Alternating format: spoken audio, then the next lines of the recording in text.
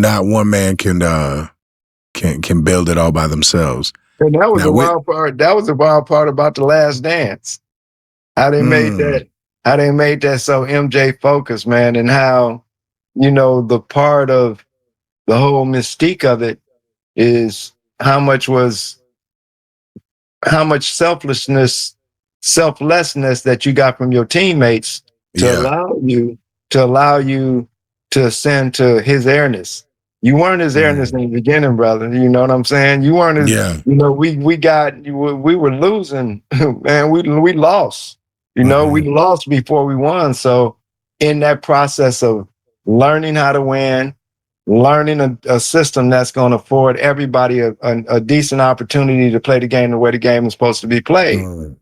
So it was some not only some sacrifices that he made that he probably wouldn't want to admit to, but that's the part of Last Dance that I didn't see a commitment to how important the system was to him winning championships and him being in that category of being a GOAT because of the way we won.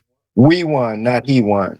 Shit, I'm about to go wait in this place when you dropping the bass in. The beat is at the streets of awaken. I'm making to break my foot off of somebody's ass. I'm waiting for someone to say my name so I can annihilate them. Okay, then everyone was screaming the rape when I was kicking at the gate till it caved in. Barely scraping by, but now I'm paid. Look at the paper I raked and I'm caking like Jay-Z and Drake. And I hate when people say that I ain't killing shit. The game is my playpen. I punch you in the face and end up breaking your break bands. I'm far from Hollywood. I'm posted up at the days in. Even though the industry say I'm the latest sensation. Drop the song at the board show. They're coming complacent. Mama saw me on TV with just a bum in the basement. You a Captain Save a whole you just Hey, what's up, everybody? Welcome to the You Control You podcast. You already know how we do. We start every episode with what we're grateful for. What I'm grateful for today: God, family, life, being blessed. I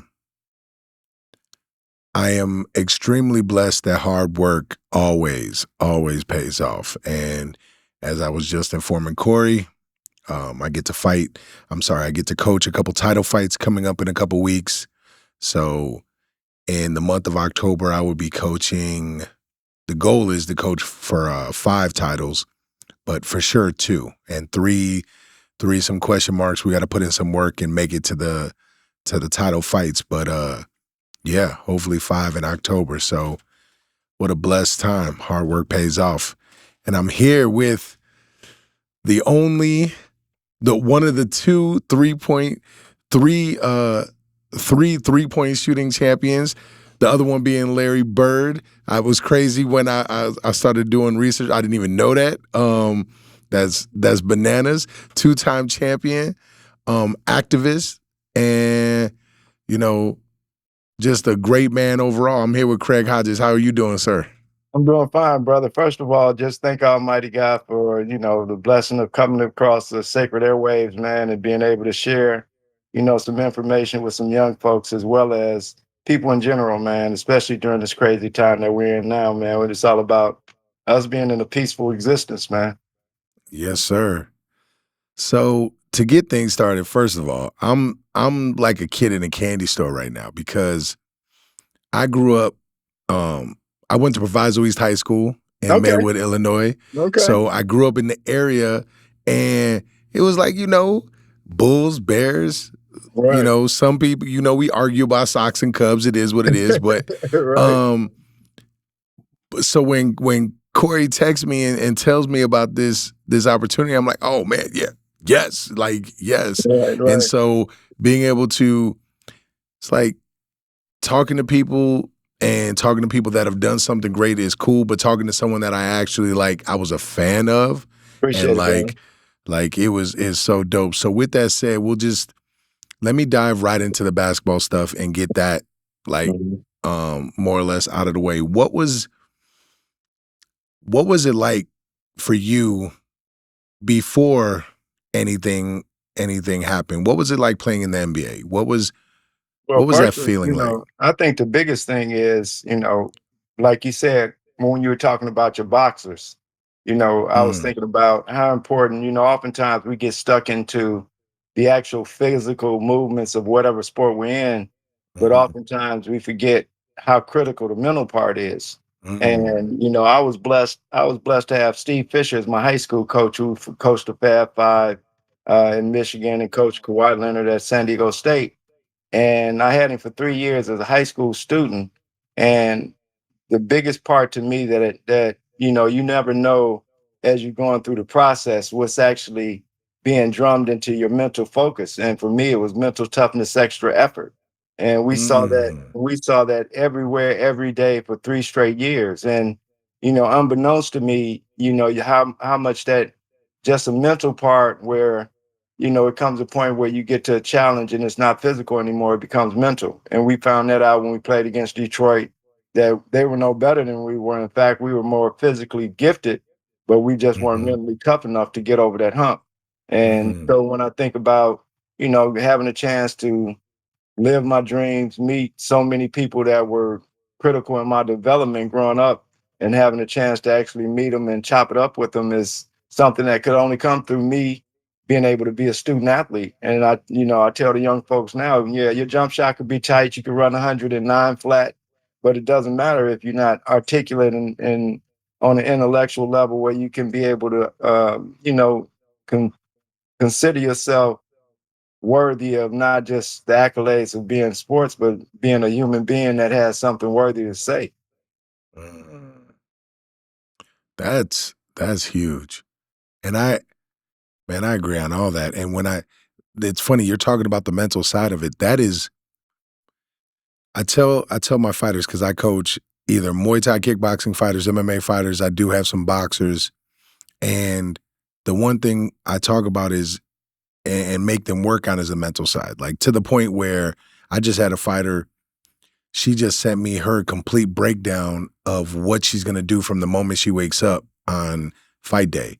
So she understands, like, so she can see it, right? And so she shared it with the coaches, but so she could see it, and writing down goals and how important goals are. And every time you have a new fight, it's not the same. You're not climbing the same mountain again. It's like it feels the same in training sometimes, but it's a completely different aspect because you're a different person now and things of that nature. And And the to piggyback on that is one of the things where, you can't in basketball, it's a transition game.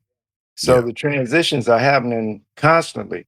And, playing against Isaiah, playing against Michael Adams, playing against Mhm. Reggie Miller, and the dynamics are constantly changing, and that you can't have a predisposed notion of this is how it's going to go. It's a Yep. matter of you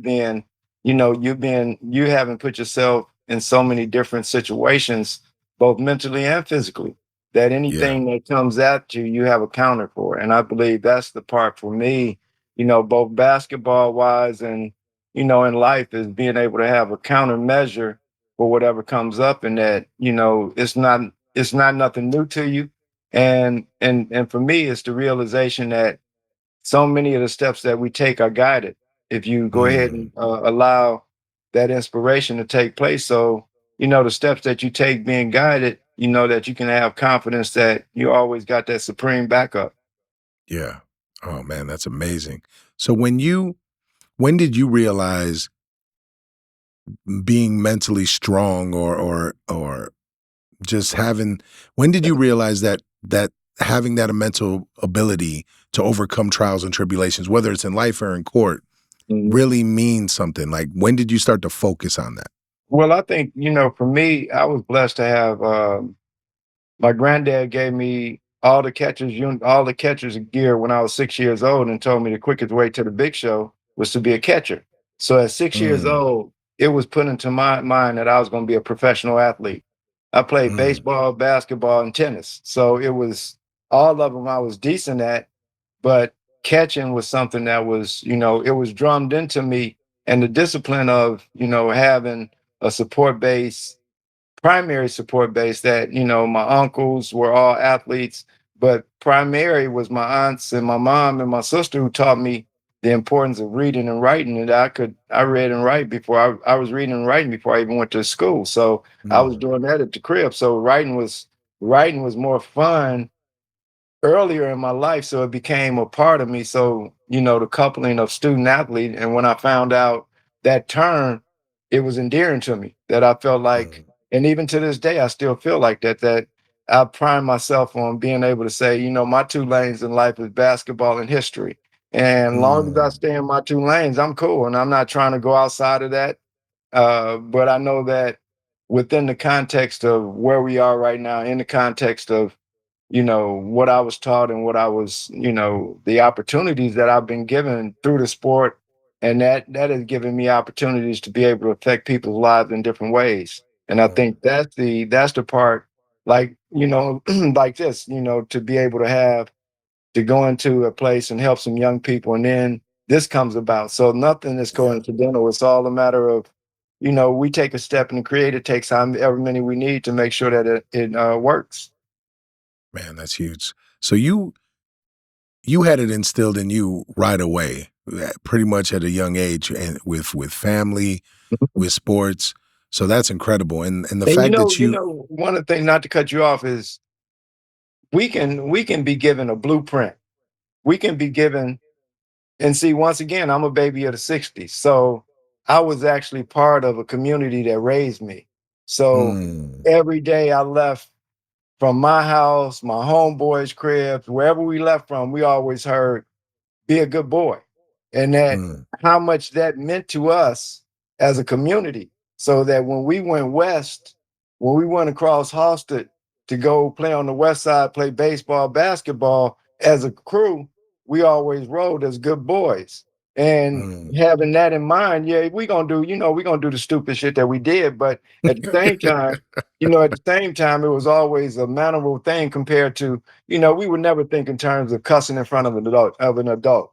Where Mm, now, where now that is the measure, that's almost the standard of being. When we mhm, talk about, when some of the stuff that I hear when I'm walking through hallways and schools, and, when I'm going to work people out, and just hearing and seeing that the level of disrespect we have one to another and even to ourselves is a mhm, total difference in the manner in which we carry ourselves. So when I think about, the reality of being a four-time world champion, being Kobe Bryant's shooting coach, and all of this type of stuff, for me, it was part and parcel of that upbringing that laid a foundation so that I would be able to come across these paths and these stepping stones, because they were laid before me by not only our ancestral journey, but by the choices that we get a chance to make in our own lives.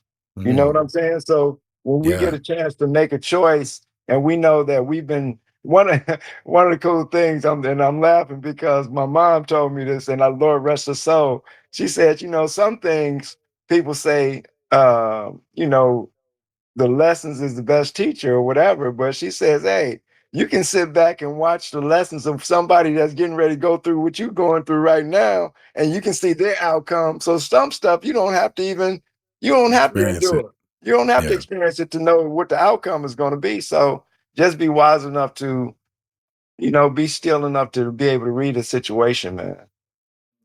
Man, you said it's I would love to read a book that you write, because you remind me right now, the way you're speaking, of this book called The Five Rings by Miyamoto Musashi.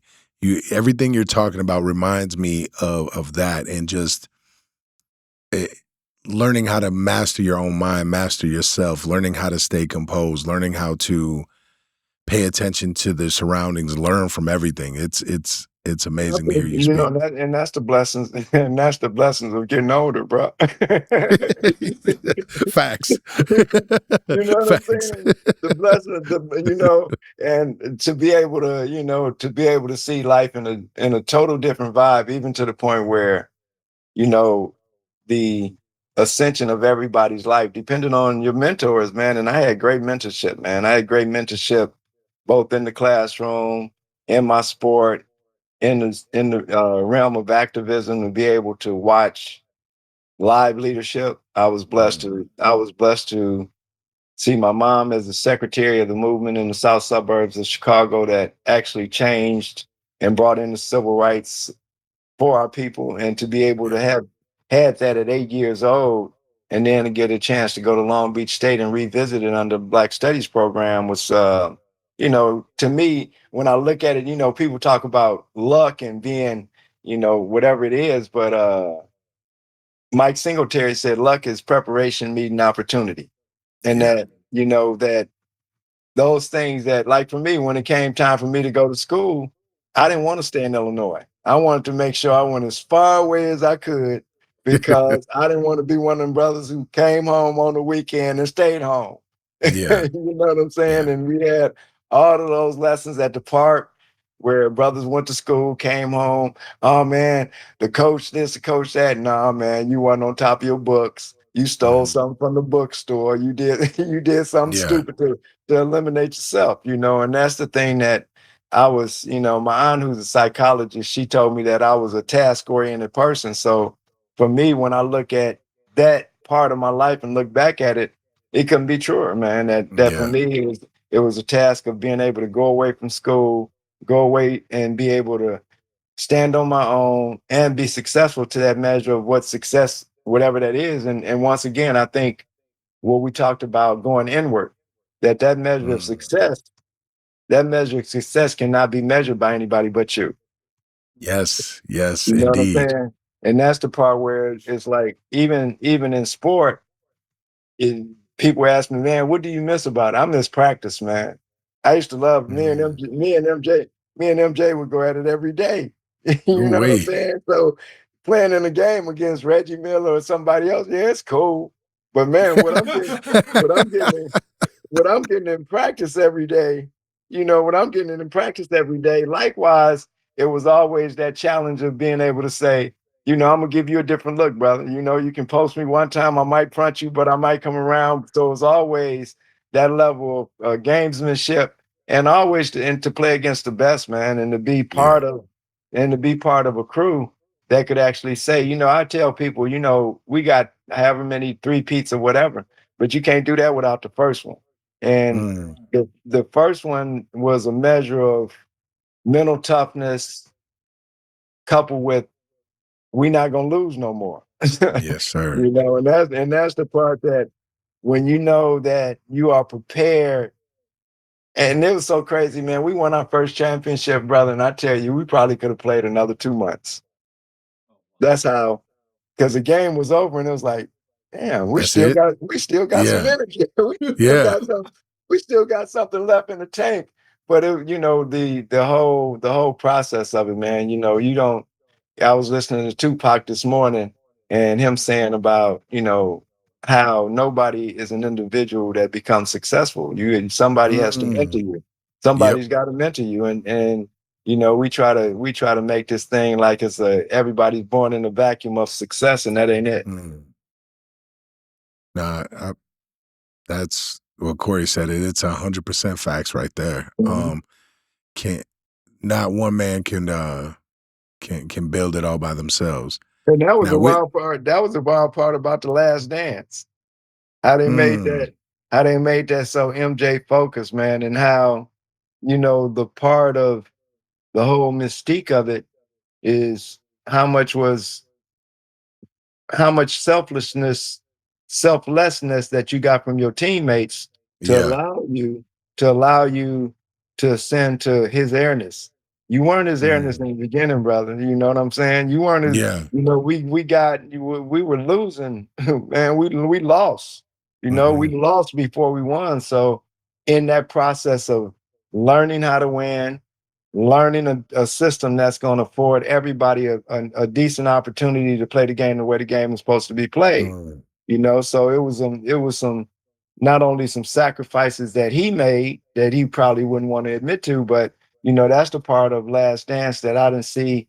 I didn't see a commitment to how important the system was to him winning championships and him being in that category of being a GOAT because of the way we won. We won, not he won. yeah. That's the that brings up a interesting question. How big was moving from the open give MJ the ball type system, free flow of Doug Collins to the triangle offense? How big of a change was that? Okay, the biggest part, like we say, Doug's system was this old school. If something works, stay with it. Okay. Mhm. So if you came down and you scored a bucket, whatever that bucket was scored, you got two more opportunities to do that same thing. whether you score or not. So you're getting 2 trips. So if MJ went on a roll where he hit 1 bucket, now he got the next 2 trips. He hits 1 out of 2 of those, he got 2 more trips. So he's getting 5, 6, 7 possessions in a row because he's scoring every other one. Now that went for everybody. So that went for everybody. So if you scored a bucket, the next 2 trips was yours. So that was, in parts of it, it was love, but in isolation basketball, it's too easy to guard. So within it being turned over to Phil understands this, man. And I tell people this about Phil Jackson. He's the greatest manager of people I've ever been around. He realizes what everybody in his circle, what their highest potential is and what they're lacking in. He makes sure that all the lacking part is never brought to public display. Likewise, don't diss him publicly because he's not going to diss you. So if you make a mistake, he's not going to roll you in front of masses. He's going to talk to you in your ear how stupid that shit was you just did. Okay. And then he's going to come back, but he's going to make sure that he gets you back in a position where you can prosper. And one of the things that people don't realize is that it was Tex Winter and myself who taught my brothers the triangle, and so when we look at why no one is using the triangle, nobody wants to hire Craig Hodges. You follow me? So when I hear LeBron James and I hear Byron Scott, I saw a thing with Byron Scott and Brian Shaw. Brian B. Shaw played in the triangle. He understands the nuances of it. But once again, when he got the job, they told him, don't bring that here. So, and once again, how good do you want to be? If we running what you want me to run, but we're not winning, what are we here for? And that's my position with the Bulls right now. You have someone who can give y'all information that will definitely make you a playoff contention team. Guarantee you. I guarantee you give me 2 years with the worst team in the league, with the talent this is the crazy part about the league now. The parity in it is close. It ain't like nobody is overwhelming, man. It's like, you feel me? Everybody running the same garbage. You follow me? So to me, it's like the best explanation I've heard about the way the game is played now was from my boy Kobe. Kobe said that the way they playing the game now is accidental basketball. Yeah. And see, triangle ain't that. Triangle is a system. Systems win championships. Yeah. Okay? Systems win championships over time. Ask Bill Walsh in San Francisco. Okay? Yeah. You feel me? Ask Popovich. Ask Steve up in Golden State. Yeah, Bill Belichick. Both of them popping off triangle. They biting off triangle. You feel me? But they just using the portions that are good for the players who can do certain things. The whole complement of the system uses 5 players. So when I look at this whole positionless basketball thing and they telling me it can't be beat by 5 players playing in a system, that's madness. Well, yeah, they now I really wish I could remember the interview, but I just heard basically people in the NBA or ex-NBA players talking about how the NBA doesn't want to go back to a system like the triangle because they're worried that enough points won't be scored. They're worried about this. They're worried about everything but. You know the funny part about that? Look at the numbers. Look at the numbers. The Bulls scored. The numbers ain't changed. The numbers just coming in a different way. The numbers are coming in. This is what their problem is. Okay. It was sports entertainment. Now it's entertainment sports. Yeah. So that's across the board. If we can have the ooh, thus we have the analytics. We want a 3-point shot or we want a dunk. Yeah. So basically you want Y2K in the NBA as opposed to NBA being the NBA, and y'all bite off of that video game job like you want to, but you're changing the game into video game. So when I saw that whole thing down in the bubble, that looked just like a video game. Oh, yeah. Yeah. It did. It was a video game. You got Yeah. all this jobs streaming because you can't have fans. I'm like, come on, man. It once again, it is a capitalist organization. Mm, It's a good old boys club. mm, The way, if you look at the charter for the NBA, it's so loosely knit. Okay. It's a friendship boys club and it's a billionaires thing.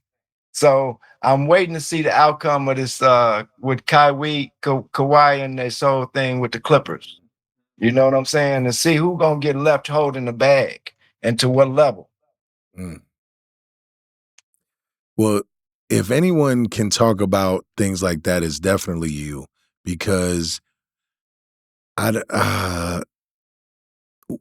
how would you describe your departure from the NBA? Like, instead of me putting words in there, how would you describe it? Um, and see, I have something that I'm working on right now that is so powerful that it's Mm, funny. Okay, because I never when I went to the White House in 1991, we won our championship in June. mhm, June 15th, I think we won our championship. I was thinking that we were getting ready to go to White House the next week or so. Okay. mhm, So a sister in Chicago blessed me with the dashiki. So had we went in June, I would have never written a letter to the president. Okay. mm, So as the summer went on, we go to training camp. And when we're in training camp, they tell us that we're going to go to the White House. Okay. mhm, So the night before, September 30th, we're playing, me and my boy playing ping pong. I had a ping pong table in my living room at the time in Northbrook. So we're playing ping pong and it hits me. Man, you didn't wrote letters from the time you was a little boy to the mayor, to the Congress people. mhm. You getting ready to go meet the man. Yeah. And I sat down on the steps and I wrote an 8-page letter, handwritten, gave it to him the next day. So after that point, prior to us winning the championship, okay, go back to Detroit kicking our ass. So when Detroit beat us the last time, we all crying like babies in the locker room. And I Yeah. said to myself, I said, you know what? We need the ancestral spirit because we ain't got enough heart. So that Mm, stuck in my mind until the next playoff. And the next playoffs, every game I wore a dashiki, every single game. So it mm, wasn't new. It wasn't new to anybody that was with the squad and traveling with the mhm, press or whatever, to the point where in sports we're ritualistic. So when I wore the first one and we won, everybody in the organization, Hodge, you got another dashiki? Man, I got enough of these for 365 days, bro. So let's roll with it. That ain't no issue, man. Let's roll with it. So it became a thing where, okay, Hyde, yeah. So now we win and we go to the White House and I wear a dashiki, but now it's on the international stage. Yeah. Okay. So the optics of it was this black militant showing up at the White House. I told our press person that when we got to the airport, I told him I had a letter for the president. And he said when we got to the White House, he would let me know what the protocol was. So when I got there, they told me I couldn't hand him anything personally, but I gave it to his press secretary. And then when I met him, I told him I wrote a letter to him, and he was surprised. You know what I'm saying? And he said Yeah. he appreciated. That's what I tell people. To me, Bush was cool as a fan. All right, he didn't do you Mhm, feel me. So and I accept people at face value. Now, what you doing in the meetings and classified settings, that's on you. But so when I wrote the letter after that, mind you, I was the eighth player on the team in minutes played, points scored, and the like. Won a 3-point contest, my second one at that time, and I went from that to being in my actually my contract year was 1992. So the Bulls take me down to 12th player on the team. I win another 3-point title. We win another championship. I'm an unrestricted free agent with 10 years of service. So I'm at the highest earning potential in my career, thinking yeah. that, okay, this is time when we're going to be able to do some things. All right. Unbeknownst to me, that the die had been cast because it was set in stone that I was not someone that you wanted in your locker room. I was a locker room lawyer, not to say, you know, come on, man. If you look at my history, I was player rep for every team I played for. Okay, I was player rep as a rookie. That's unheard of. So for me, it was always a matter of me being a good teammate. So when I wrote the letter to the president, it wasn't about me trying to get paid off of this letter or anything like that. You know, and I'll make sure that I get you brothers the letter to see it. But now, this is the cold part. I wrote the letter to the president on October 1st, 1991. I didn't find out that they had written me back until this year, brothers. What? Okay. Let's leave it at that. Now let's leave it at that. Okay. And I want to leave it at that because that's where we got to leave it for now. But we control we, right? Man, that's You know? crazy. Yeah. So, and and that to me is the part where when I look at how everything in my life has been guided, man. So the steps like that, the fact that it's been over 30 years, you follow me? The castigation, the reputation destroying, the I had at least 5 more years to hoop. You know what I'm Yeah. saying? So from that standpoint, I was hooping in the summer leagues against him and all the brothers, getting my 20, getting my 30s. You know what I'm saying? So it wasn't a matter of me not being able to play anymore. It was a matter of them making a point to say that. And then the cold part about their response, it would have put me in a position where I was a pen pal with the president and I had opened a dialogue of things that needed to be opened about. You know what I'm saying? And to see how what was the chain of command? What was the chain of custody of my letter? Follow me? So Yeah. there are things that have to be answered on a couple levels. And that's why I'm kind of, have to be kind of leery, not leery, but somewhat mystical about this shit because I Yeah. want to make sure that it's not taken out of context and it's put in a timely manner. And that's me once again sitting down like I've been sitting down the last 2 weeks writing again, because this has to be done in book form. Oh, okay. There we go. Yeah. So for the people that don't know, Mhm. could you sum up what was in that letter that you Yeah. wrote and gave to the So president? yeah, it was actually, I got it here, but anyway, it was basically asking to consider the issues of poor people, Native Americans, and homeless, and last but not least, Native African Americans. And it spoke to the point that not everybody would get a chance to come here and speak to the most powerful person on earth, and getting a chance to do so, I wanted to take the responsibility on behalf of those who wouldn't get a chance to come and basically ask you to think about them and what their needs might be the same way we think on foreign policy. And that should anyone that should be eligible for help and aid and assistance, it should be African Americans who help build a country. And we did it for no cost, and we still struggle under the guise of white supremacy racism. And likewise, I said that, at that time, that was 1991. And I think we had something like 700 murders in the city at that time. And that's what I was speaking to. I was speaking to the fact that, we need help in programmatics. And once again, I wasn't begging. And I made that clear that I'm not begging for anything. I'm just saying, when you consider the issues of the African Americans, that should be first on the list for aid and assistance of anybody in the world. Mm. That's crazy. That's something that you would think that a professional organization would want to support.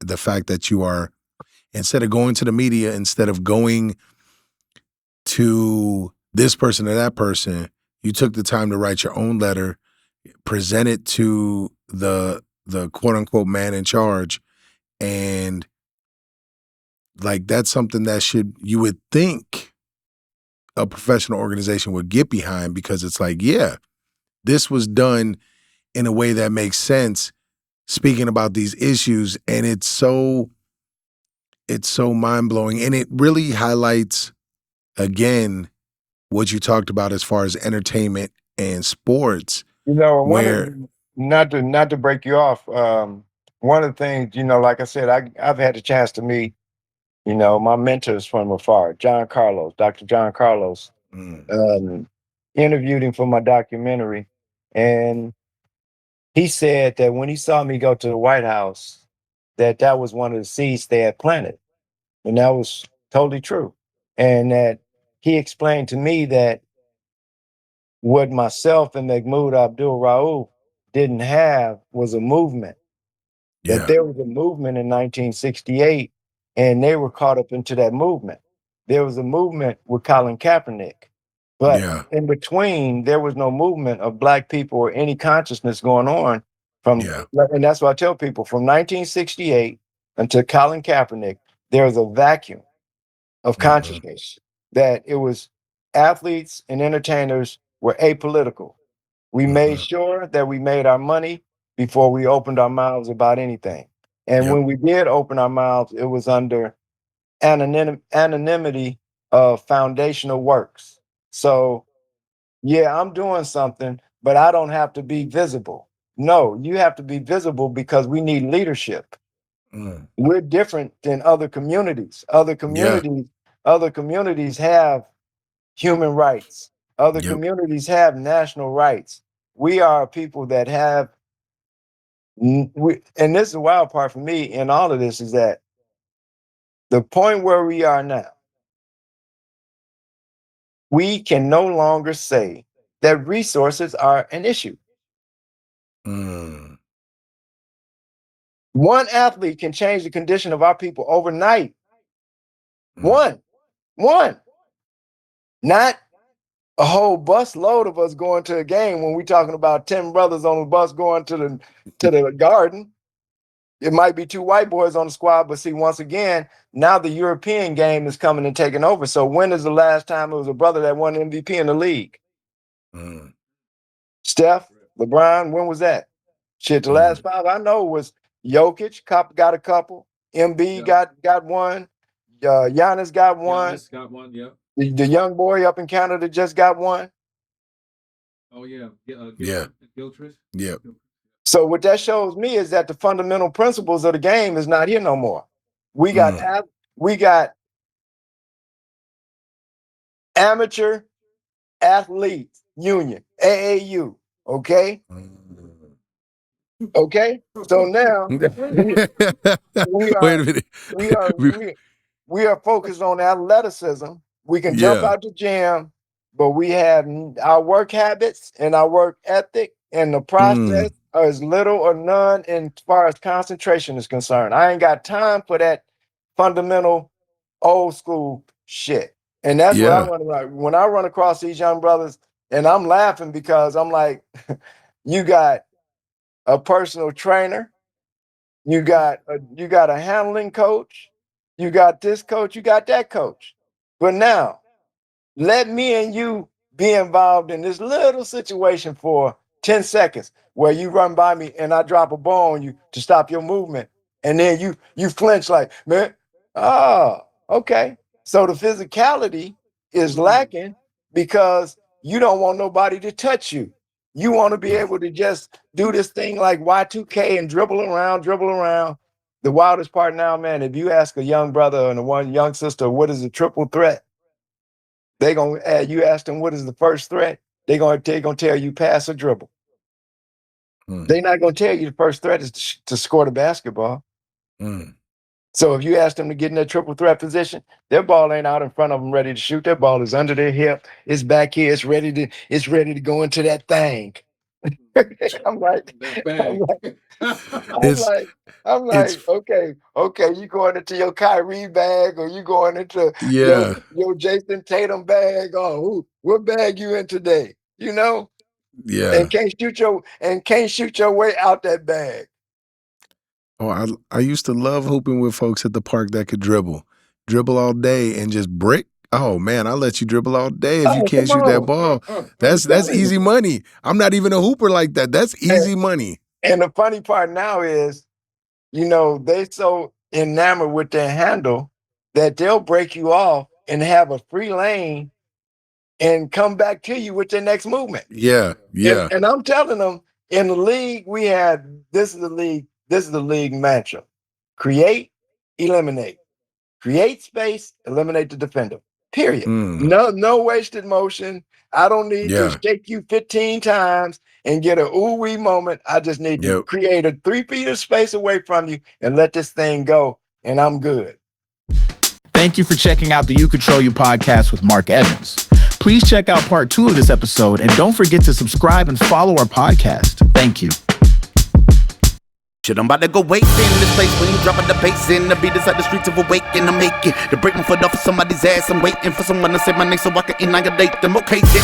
Everyone was screaming the rape when I was kicking at the gate till it caved in. Barely scraping by, but now I'm paid. Look at the paper I raked in. I'm caking like Jay-Z and Drake. And I hate when people say that I ain't killing shit. The game is my playpen. I punch you in the face and in the breaking your break bands. I'm far from Hollywood. I'm posted up at the days in. Even though the industry say I'm the latest sensation. Drop the stuff at the board show. They're coming complacent. Mama saw me on TV with just a bum in the basement. You would catch me, save a whole year. I think your baby mama in the ass of the basement.